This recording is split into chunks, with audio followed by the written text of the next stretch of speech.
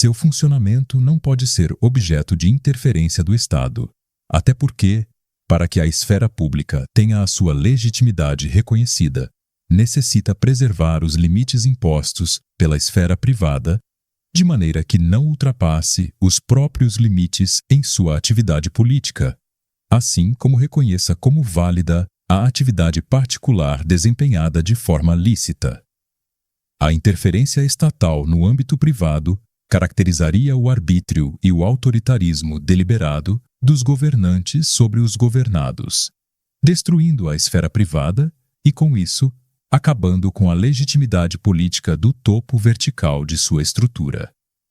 Previu o Constituinte a possibilidade da formação de cooperativas, colocando-as no mesmo patamar jurídico das associações. Inciso 19. As associações só poderão ser compulsoriamente dissolvidas ou ter suas atividades suspensas por decisão judicial, exigindo-se, no primeiro caso, o trânsito em julgado. As associações somente poderão ser dissolvidas ou suspensas mediante decisão judicial, sendo que, no caso de dissolução, morte definitiva do grupo associativo, exige-se que a sentença judiciária tenha transitado em julgado. A exigência de decisão judicial é uma garantia contra as arbitrariedades que possam ocorrer por parte do Poder Executivo e da administração pública. Na verdade, o Poder Judiciário, pelo menos no Brasil, é uma das garantias de efetividade imediata dos direitos individuais, pois as decisões judiciais buscam estabilizar os conflitos oriundos de relações entre particulares e entre estes e os poderes do Estado. No caso atual, não é diferente. O Judiciário, em última instância, visará a garantir a harmonia entre o que cabe de direito à esfera privada, à associação, e o que de direito cabe à esfera pública, interesse público. Inciso 20. Ninguém poderá ser compelido a associar-se ou a permanecer associado. O direito de associação é manifestação da liberdade individual. Essa liberdade não é condicionada senão pela lei. Portanto, ninguém poderá ser obrigado a associar-se ou a permanecer associado. Assim como existe a liberdade para formar a associação, há também liberdade para dela se retirar. Os agrupamentos humanos não vivem sob condição de permanente contato. Ao contrário, a sociabilidade natural da pessoa humana é algo contingente e depende, para sua realidade, de um contato interativo e volitivo do humano, não admitindo a imposição nem a obrigação. Inciso 21. As entidades associativas, quando expressamente autorizadas, têm legitimidade para representar seus filiados judicial ou extrajudicialmente. Não obstante a Constituição Federal não fazer qualquer alusão de como se dará essa expressa autorização, vale lembrar que a medida provisória, número, inciso 22, é garantido o direito de propriedade. Entende-se por direito de propriedade o direito patrimonial do homem. Sem dúvida, perfaz um dos valores mais importantes da ordem constitucional brasileira. O direito de propriedade é um dos pilares dos direitos fundamentais da pessoa humana, e ninguém poderá ser destituído de seu patrimônio sem a correspondente e justa indenização. A garantia ao direito de propriedade propicia a efetivação de outros direitos individuais e liberdades, tais como o direito à intimidade, à privacidade, ao lazer, à moradia, à autonomia individual e à preservação da espécie humana. Inciso 23. A propriedade atenderá à sua função social. Função social da propriedade. O direito de propriedade não é absoluto, mas, sim, limitado. A primeira dessas limitações possíveis é ela atender à sua função social. A propriedade não existe para satisfazer unicamente o titular do seu direito. Não. A satisfação do seu titular está condicionada à destinação social da propriedade. Isso é ainda mais evidente nos dias atuais, em que se toma tanto cuidado com o ambiente ecológico. O desvirtuamento da função social da propriedade pode provocar a sua expropriação por interesse coletivo. Esse é o verdadeiro sentido do inciso em comento. Enfim, não pode o proprietário beneficiar-se do seu bem a dano do interesse social. Inciso 24. A lei estabelecerá o procedimento para desapropriação por necessidade ou utilidade pública ou por interesse social, mediante justa e prévia indenização em dinheiro, ressalvados os casos previstos nesta Constituição.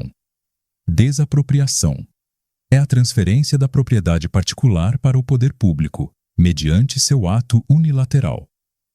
Ela poderá ocorrer sempre que se configurar uma das 3 situações previstas no dispositivo constitucional: necessidade pública, utilidade pública ou interesse social.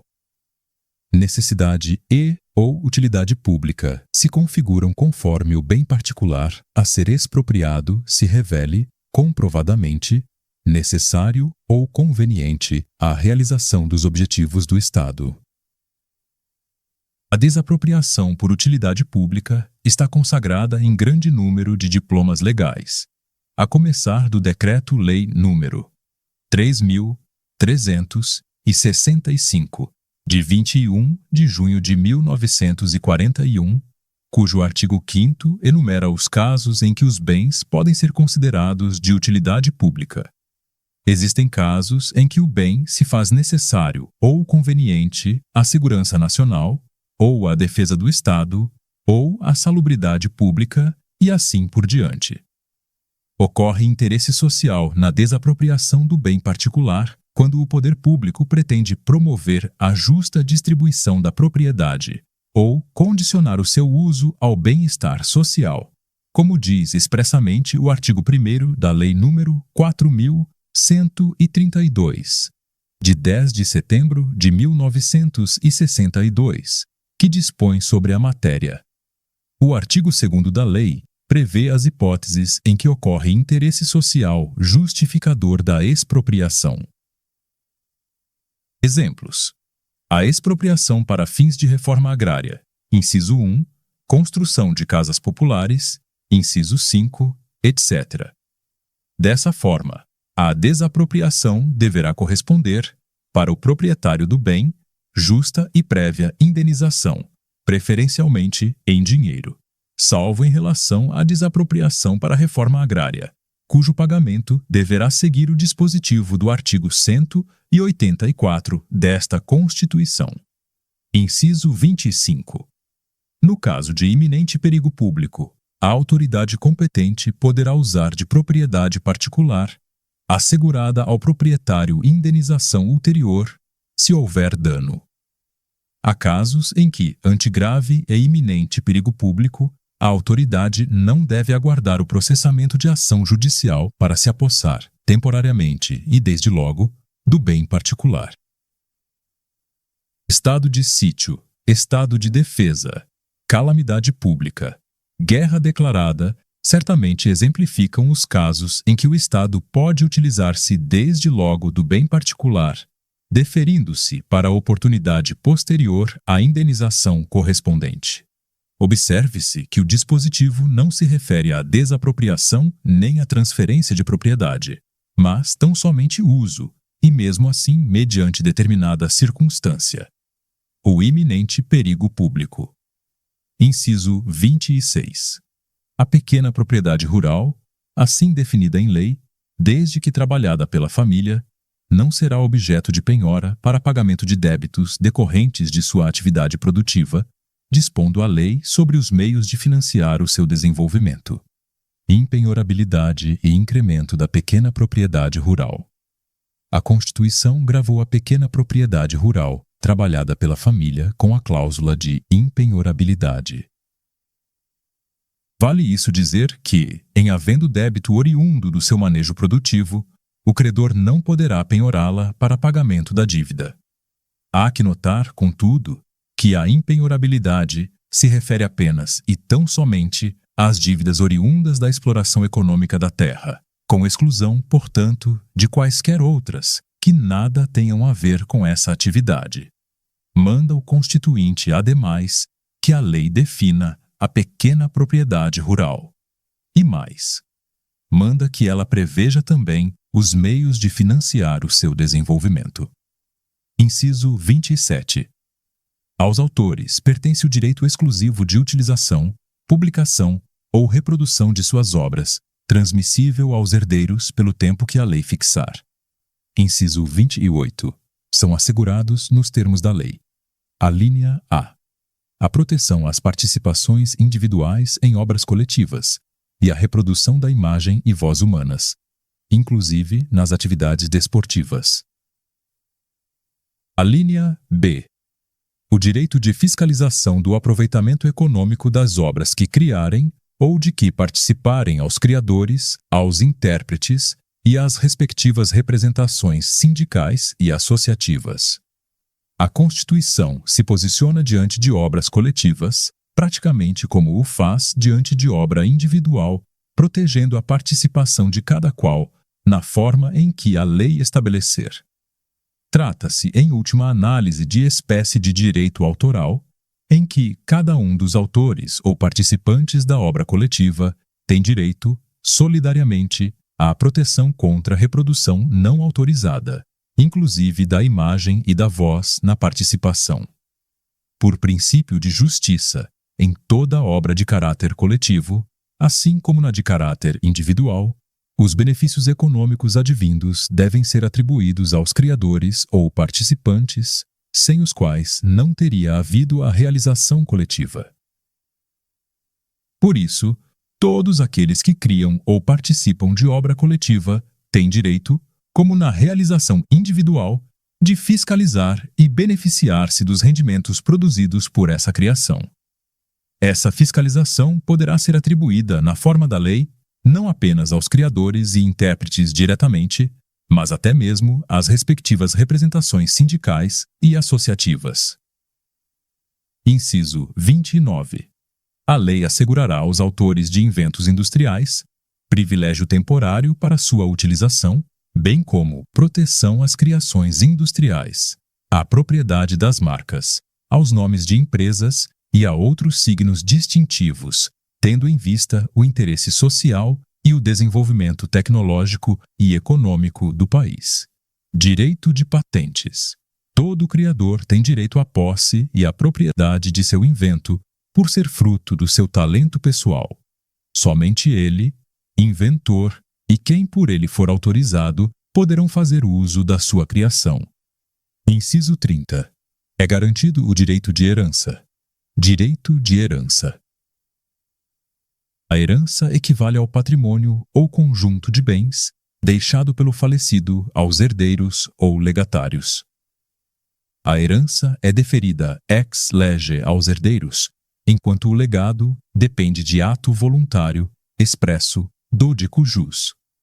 A Constituição garante a continuidade dos bens deixados pelo dico jus, que irão acrescer ao patrimônio dos seus herdeiros ou legatários. Na verdade, a herança nunca faz diminuir o patrimônio daquele que herda, pois, caso existam dívidas deixadas pelo morto, elas serão saldadas pelos herdeiros até o limite do patrimônio que receberam. Os herdeiros, enfim, não respondem ultra vires hereditatis, isto é, além das forças da herança. Inciso 31. A sucessão de bens de estrangeiros situados no país será regulada pela lei brasileira em benefício do cônjuge ou dos filhos brasileiros, sempre que não lhe seja mais favorável a lei pessoal do de cujus. O Constituinte, neste passo, prevê o caso de estrangeiro que falece deixando bens no país, objetivando proteger o cônjuge sobrevivente e os filhos brasileiros. Prevê a Constituição que a sucessão seja regulada pela lei brasileira, de sorte que lhe sejam aplicadas as leis nacionais, se e quando a lei estrangeira não lhes for mais benéfica. Inciso 32. O Estado promoverá, na forma da lei, a defesa do consumidor.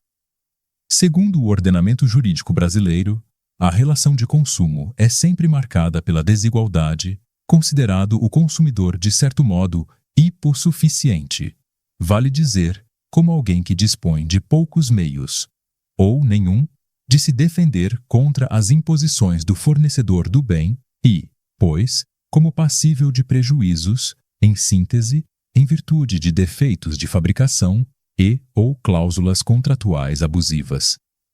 Prevê, pois, o Constituinte que a lei venha em seu socorro e preveja meios e modos de prevenir injustiças que possam decorrer da relação de consumo.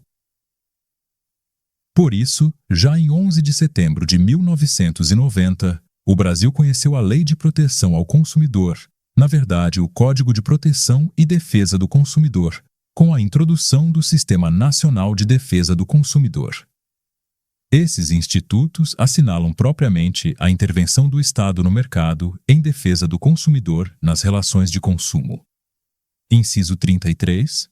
Todos têm direito a receber dos órgãos públicos informações de seu interesse particular ou de interesse coletivo ou geral, que serão prestadas no prazo da lei, sob pena de responsabilidade, ressalvadas aquelas cujo sigilo seja imprescindível à segurança da sociedade e do Estado.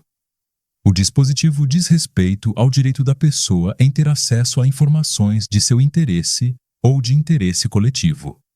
Não se confunde com os pressupostos do habeas data, que cuida de dados sobre a própria pessoa. Esse direito decorre do próprio convívio em sociedade. Daí que a todos é assegurado o acesso irrestrito às informações de seu interesse na posse dos órgãos públicos de um modo geral.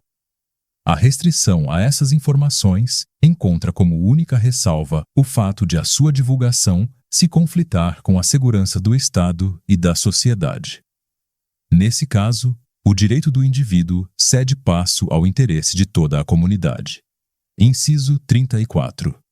São a todos assegurados, independentemente do pagamento de taxas. Alínea A. O direito de petição aos poderes públicos, em defesa de direitos ou contra a ilegalidade ou abuso de poder. Alínea B. A obtenção de certidões em repartições públicas, para defesa de direitos e esclarecimento de situações de interesse pessoal. Direito de petição e direito à certidão. O direito de petição é, sem dúvida, um dos direitos mais caros da pessoa humana. Ele só existe onde a limitação dos poderes do Estado já alcançou bom grau de desenvolvimento. Só se peticiona onde seja possível o deferimento do pedido. O Constituinte brasileiro reconhece à pessoa humana o direito de, sem restrição, porque sem pagamento de taxa, promover a defesa de seus interesses contra ilegalidade ou abuso de poder.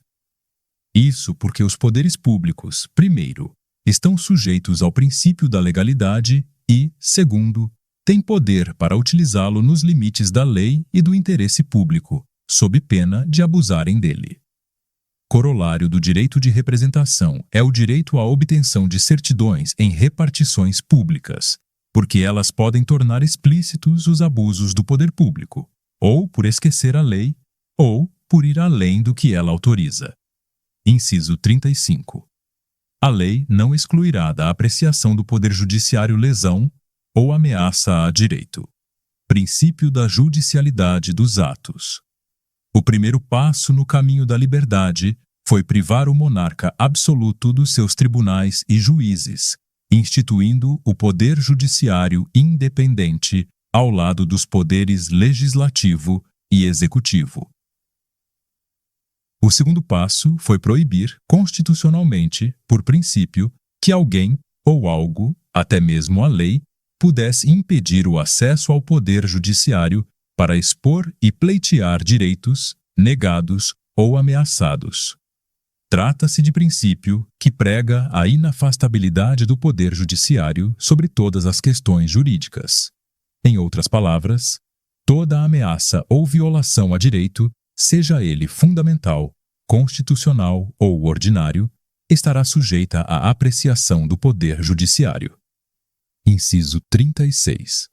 A lei não prejudicará o direito adquirido, o ato jurídico perfeito e a coisa julgada. Princípio da irretroatividade da lei. Direito adquirido é o que se incorporou definitivamente ao patrimônio da pessoa em decorrência da lei existente. O ato jurídico perfeito e a coisa julgada são, na verdade, manifestações do direito adquirido. De que serviria a lei se posteriormente ela viesse a retirar o direito que sob ela se adquiriu? Onde se situaria a segurança jurídica? O direito procura a justiça para promover a paz. Se a lei fosse dado desfazer o que se fez à sua luz, então a paz deixaria de existir. Os efeitos do direito se distendem pelo tempo futuro. Assim, é preciso que a eficácia dos atos reconhecidos pelo direito em determinado momento permaneça no futuro, como afirmação da segurança jurídica, isto é, como forma de estabilizar fatos e situações ocorridas sob a égide da lei anterior. Caso esses fatos e situações fossem destruídos por norma subsequente, não haveria mais certeza sobre o destino de atos celebrados sob a égide do direito. Instalar-se-iam insegurança e instabilidade nas relações sociais. Por isso, é de suma importância o estabelecimento do princípio da irretroatividade das leis, do reconhecimento de que normas futuras não podem voltar-se para o passado e nele apagar o que o direito então vigente aprovou. Há um caso, contudo, em que ela, retornando, pode fazer isso. É quando, em matéria penal, a lei pode retroagir para beneficiar o réu, já condenado ou em via de selo. Vide na sequência inciso 40. Inciso 37. Não haverá juízo ou tribunal de exceção. Tribunal de exceção é o tribunal ad hoc, ou seja, constituído para julgamento específico, em razão da pessoa ou do fato a ser julgado. É situação oposta à do juiz natural, inciso 53. Só o Poder Judiciário, como definido na Constituição, é competente para conhecer conflitos ou controvérsias entre particulares ou entre estes e o poder público. Vale lembrar que tribunal de exceção não se confunde com juízo especial. Este é tribunal integrante do Poder Judiciário, rigidamente formado, em especial porque sua competência é prevista para incidir sobre os casos da mesma espécie que vierem a ocorrer, e não sobre aquele fato ou pessoa específicos. Inciso 38. É reconhecida a instituição do júri, com a organização que lhe der a lei, assegurados. A instituição do júri remonta à Magna Carta inglesa, que previa o julgamento dos barões medievais pelos seus pares. Àquele tempo, significava a retirada desse julgamento da competência dos tribunais do rei, com o que se buscava livrar o réu da perseguição real. Nos dias de hoje, significa a democratização do julgamento, submetendo-se o réu ao julgamento de seus concidadãos, de seus pares, de seus iguais. Esse é o espírito e o significado deste dispositivo, que o Constituinte mantém e que a lei regula. A linha A. A plenitude de defesa. O inciso impõe a observância do direito do réu ao contraditório e a ampla defesa, com todos os meios a ela inerentes, assegurados no inciso 55, o que significa dizer que a não observância desses direitos maculará de morte qualquer resultado do julgamento. A linha B. O sigilo das votações. O que se busca nesse julgamento é o livre convencimento daqueles que irão julgar e assim deverão agir com imparcialidade, sem influências, intimidações, temores e sem nenhuma pressão.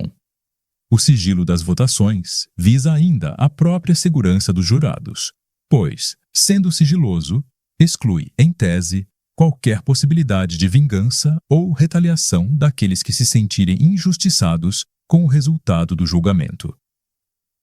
A linha C. A soberania dos veredictos. Isso significa que a decisão do júri é soberana, ou seja, nada se sobrepõe à decisão dos jurados, sendo a única possibilidade de um novo júri. É a garantia constitucional de prevalecimento do julgamento pelos cidadãos, pelos iguais sobre quaisquer outros. Não obstante essa soberania no tribunal do júri, ao magistrado caberá a dosagem da pena, se e quando o réu for condenado. A linha D. A competência para o julgamento dos crimes dolosos contra a vida. O júri, composto de cidadãos comuns, ou seja, de iguais, possui a competência exclusiva para julgar os crimes dolosos contra a vida. Inciso 39. Não há crime sem lei anterior que o defina, nem pena sem prévia cominação legal. Esse princípio da anterioridade da lei penal é a aplicação do princípio da legalidade à área penal. Como se dizia na Declaração dos Direitos do Homem e do Cidadão, de 1789, tudo o que não é vedado pela lei não pode ser impedido, e ninguém pode ser constrangido a fazer o que a lei não ordena. Artigo 5º. Somente a lei pode criar direitos e obrigações. De sorte que ninguém pode ser acusado da prática de crime se essa prática não tiver sido definida como tal em lei anterior.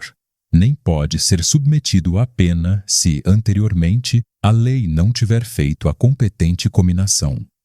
Trata-se de inegável garantia do indivíduo, não mais sujeito a ser levado às barras dos tribunais por desagradar ao príncipe. Em suma, a Constituição consagra o princípio da legalidade penal estrita, segundo o qual, para que alguém incorra em crime ou delito, e assim possa ser julgado, deve existir texto legal anterior que descreva o tipo penal e fixe a respectiva pena. Inciso 40. A lei penal não retroagirá, salvo para beneficiar o réu. Como já visto em comentário ao inciso 36, a lei penal não pode retroagir, em razão dos motivos ali expostos. Contudo, em matéria penal, a lei posterior mais benéfica retroage, alcançando o já condenado ou o réu em via de selo. Com muito mais razão, alcançará também o mero suspeito, sob averiguação policial. Inciso 41. A lei punirá qualquer discriminação atentatória dos direitos e liberdades fundamentais. Os direitos e liberdades fundamentais não podem restar apenas em textos declaratórios ou mesmo em constituições sem fundo de aplicabilidade prática. Na verdade, os direitos e liberdades, para serem efetivados, precisam ser densificados.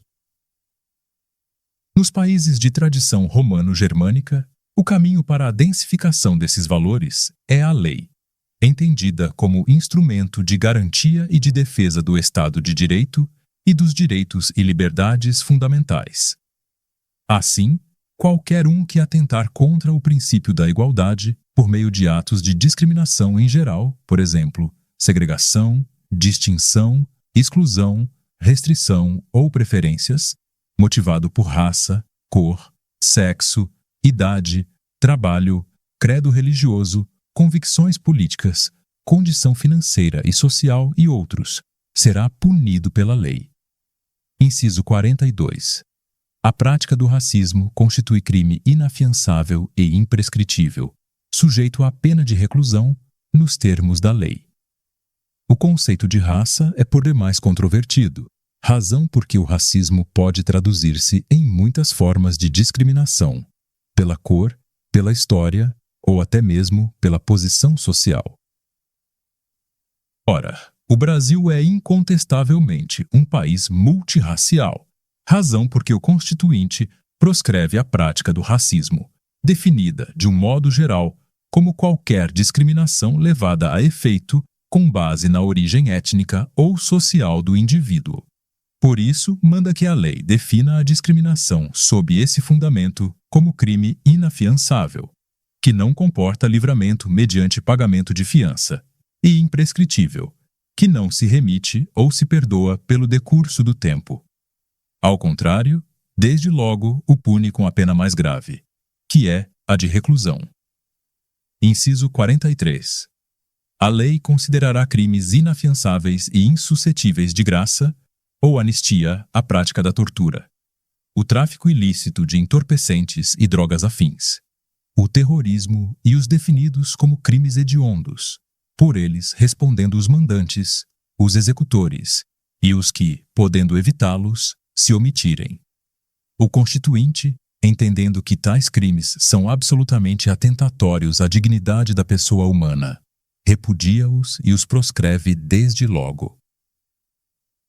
Diante desse panorama, faz com que o dispositivo alcance todos aqueles que, ativa ou passivamente, por ação ou omissão, concorram para a prática desses crimes. A posição é firme e não deixa dúvidas, já que impede que qualquer um que tenha concorrido para o resultado dos delitos prescritos obtenha algum benefício por eventuais lacunas da lei. Por isso, o Constituinte os classificou como inafiançáveis e insuscetíveis de graça ou anistia, que são formas de benefício ao criminoso.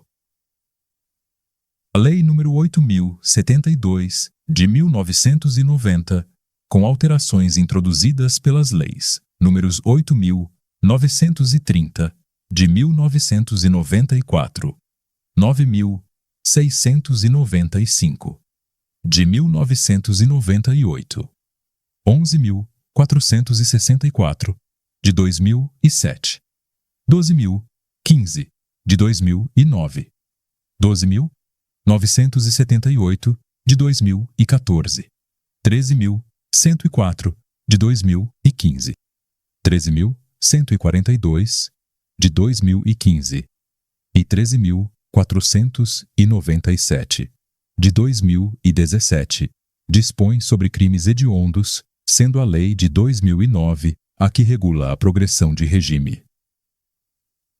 Vale ressaltar que a Lei nº 9.455, de 1997, que define os crimes de tortura, forma o direito ordinário sistemático regulador deste inciso, conferindo-lhe densidade e efetividade, pois fixa juridicamente os tipos penais e permite o enquadramento objetivo de fatos cometidos no seio da sociedade civil que são descritos como crime.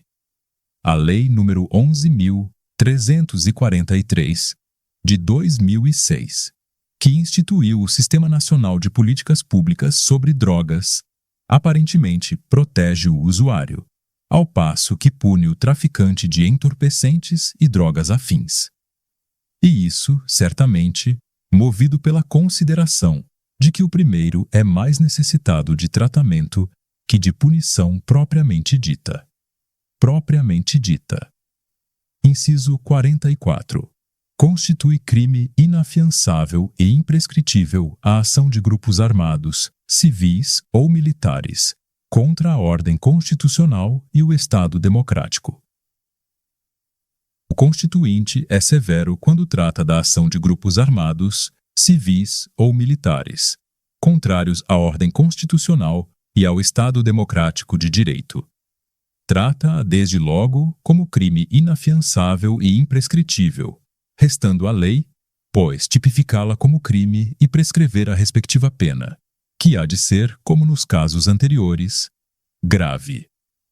Inciso 45. Nenhuma pena passará da pessoa do condenado, podendo a obrigação de reparar o dano e a decretação do perdimento de bens ser, nos termos da lei, estendidas aos sucessores e contra eles executadas, até o limite do valor do patrimônio transferido. Princípio da personalização da pena. A sanção penal não passa da pessoa condenada para seus herdeiros ou sucessores. É mais uma defesa contra o arbítrio e o absolutismo que tanto caracterizaram épocas anteriores. Prevê o Constituinte, no entanto, que herdeiros e sucessores fiquem sujeitos à execução do perdimento dos bens auferidos pela prática criminosa, no limite do valor do patrimônio transferido. O mesmo princípio aplicado no caso da herança, de que acima se tratou. Na verdade, a personalização da pena particulariza a dívida que alguém adquire perante a sociedade por ter cometido crime ou outro tipo de ilícito jurídico.